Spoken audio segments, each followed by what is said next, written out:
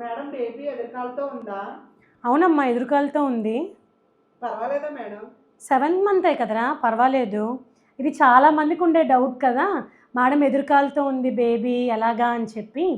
ముందు మంత్స్లో అంటే 5th, 6th, 7th మంత్ ఆ టైంలో ఏంటంటే బేబీకి స్పేస్ ఎక్కువ ఉంటుంది. సో బేబీ ఫ్రీగా తిరగగలదు అండ్ ఉమ్మనీరు కూడా కొంచెం ఎక్కువ ఉంటుంది కదా. సో బేబీ ఇలా ట్రాన్స్వర్స్ లైలో ఉండొచ్చు, బ్రీచ్ అంటే ఎదురుకాలతో ఉండొచ్చు, ఇలా రకరకాల పొజిషన్స్లో ఉండొచ్చు అన్నమాట బేబీకి ఇష్టమైన పొజిషన్లో.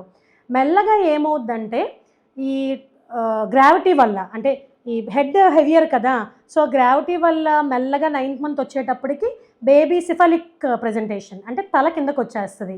అండ్ ఈ యుట్రైన్ టోన్ షేప్ వల్ల కూడా బేబీ కిందకు వచ్చేస్తుంది అన్నమాట హెడ్. సో 28 వీక్స్ అరౌండ్, అంటే 7th మంత్లో 100లో 25 మంది బేబీస్ ఎదురుకాలతో ఉంటారు. ఈ 32 వీక్స్ అరౌండ్ 8th మంత్ 100లో ఒక 10 మంది బేబీస్.